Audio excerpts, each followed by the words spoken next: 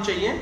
जैसे कि आपने फिजिक्स पहले कभी पढ़ी हो तो आपको पता होगा what is motion, what is force, what is displacement. ठीक है, तो मैं फोर्स के बारे में बता दूं। Force is nothing, it is simply a push और पुल। हम किसी चीज को पुश करते हैं, पुल करते हैं, उसी को हम फोर्स कहते हैं। And the displacement is the shortest distance travel by an object और body is known as displacement. ठीक है, तो चलिए हम वर्क को देखते हैं। सबसे पहले व्हाट इज वर्क। वर्क क्या होता है? वर्क की डेफिनेशन आपको पता होनी चाहिए। वर्क का फॉर्मूला लिखता हूं मैं पहले। Work is W is equal to F S cos theta. तो वर्क को हम क्या कह देंगे? Work is defined as the product of force and displacement. Work is defined as the product of force and displacement. और हम इसको अगर प्रॉपर डेफिनेशन लिखवाना चाहूं तो आपको लिख लीजिए एक बार definition. when a force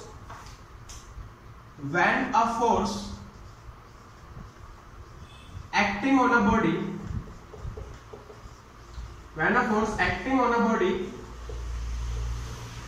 body displaces from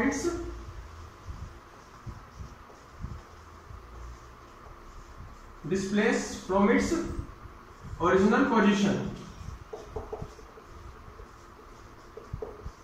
original position अभी नोट कर लेना आप, इज नोन एज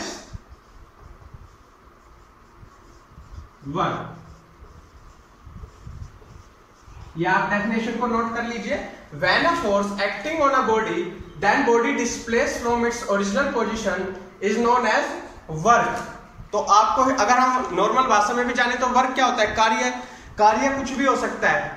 जिसमें भी कोई हम कार्य करेंगे तो उसमें कुछ ना कुछ डिस्प्लेसमेंट होगा। हम किसी वस्तु को एक जगह से उठा के दूसरी जगह पे रखेंगे।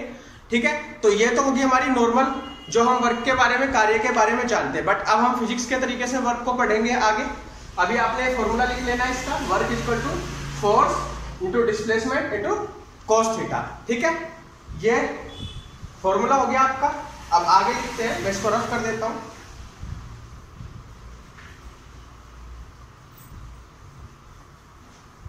देखिए, अब आगे देखिए, यहां पे अब हम 3 केस देखने वाले हैं। अगर हमारा थीटा हो जाए 0 डिग्री तो वर्क कितना होगा?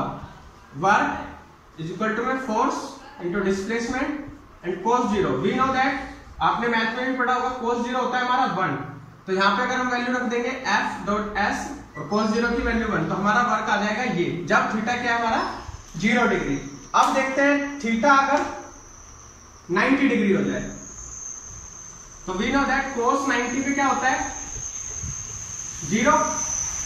cos 90 डिग्री पे 0 होता है। ठीक है, तो वर्क में पुट कर लेते हैं इसको। Work force into displacement into cos 90 की वैल्यू 0। तो अब इसको मल्टीप्लाई करेंगे तो वर्क क्या आ जाएगा? 0। ठीक है, अब देख लेते हैं थीटा। आपको दिख रहा होगा थीटा 180 डिग्री पे। थीटा 180 डिग्री पे देख लेते हैं। ठीक है, तो अगर हम थीटा 180 डिग्री पे देखेंगे तो हमें पता है कि cos 180 डिग्री होता है -1। ठीक है, इतना हमको पता है, हमने मैथ में पढ़ा है। cos 0 1 होता है, cos 90 0 होता है और cos 180 -1 होता है। ठीक है, तो cos 180 -1 होता है। अब उस cos 180 की वैल्यू हम इस फॉर्मूले में पुट करेंगे दोबारा से। तो वर्क क्या आ जाएगा? Force into displacement into cos 180 मतलब -1। तो इसकी वैल्यू निकल के आएगी -F.S। ठीक है, तो ये आ गया हमारा वर्क डन। अब देखिए, हमने वर्क डन 3 केसेस में देखा। पहला केस 0 डिग्री पे, दूसरा केस 90 डिग्री पे और तीसरा केस 180 डिग्री पे। ठीक है, आपको समझ में आया? आपने यहाँ पे देखा कि सबसे, अब यहाँ पे हम नोट जो करने वाली बात है, देखिए सबसे ज्यादा मैक्सिमम वैल्यू हमें कहां पे मिल रही है? सबसे ज्यादा मैक्सिमम वैल्यू हमें कहां मिल रही है? तो मैक्सिमम वैल्यू की बात करोगे तो देखिए यहाँ पे सबसे ज्यादा मिल रही है। यहाँ पे 90 डिग्री पे 0 हो जा रही है और 180 डिग्री पे ये नेगेटिव हो जा रही है। तो अब अगर आपसे पूछा जाए तो ध्यान से देखिए क्या हो रहा है। मैं इसको रफ कर देता हूं।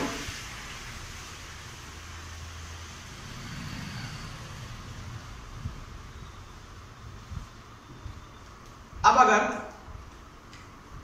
थीटा 0 डिग्री पे तो क्या दे रहा है हमें? मैक्सिमम वैल्यू दे रहा है। अगर आपसे पूछा जाए वर्क डन मैक्सिमम कब होगा, तो हमें याद रखना है जब थीटा 0 डिग्री होगी तो वर्क मैक्सिमम होगा। ठीक है, अगर अपन बात करें थीटा 90 डिग्री होगा तो यहां पे थीटा 90 डिग्री होगा तो यहां पे जो होगा हमारा वर्क, और ये थीटा 90 डिग्री पे यहां पे 0 वैल्यू देगा, और जब वर्क डन थीटा 180 डिग्री पे देखेंगे तो ये नेगेटिव वैल्यू देगा। ठीक है, तो ये चीजें हमको पता होनी चाहिए। तो आपको इतनी बातें पता चली कि थीटा 0 डिग्री पे मैक्सिमम, थीटा 90 डिग्री पे 0 और थीटा 180 डिग्री पे नेगेटिव। तो अब आपसे पूछा जाए कि वर्क डन किस तरफ को घट रहा है, तो 0 डिग्री से जैसे जैसे हम आगे को बढ़ते जाएंगे वर्क डन हमारा मतलब लेस वर्क हमें मिलने वाला है। 90 डिग्री पे 0 हो जाएगा यहाँ पे, और फिर नेगेटिव में जाएगा यहाँ पे, और इधर यहाँ पे पॉजिटिव रहेगा। मैक्सिमम यहाँ पे रहेगा और यहाँ पे 0, और यहाँ पे इधर 180 डिग्री पे मिनिमम वर्क रहने वाला है। ठीक है, तो इतनी बात आपको इसमें समझ आ गई है, तीनों आपने ध्यान से देख लिए। और इसकी अगर हम एसआई यूनिट की बात करें तो क्या हो सकती है एसआई यूनिट, देखिए ध्यान से। फोर्स की एसआई यूनिट न्यूटन, डिस्प्लेसमेंट की मीटर। तो इसकी एसआई यूनिट एक तो ये होगी न्यूटन मीटर, एक यूनिट और होती है आपने सुना होगा जूल, सुना है ना। तो एक यूनिट होती है हमारी जूल जो भी एसआई यूनिट है, और इसको एक सीजीएस यूनिट में भी कहते हैं अर्ग।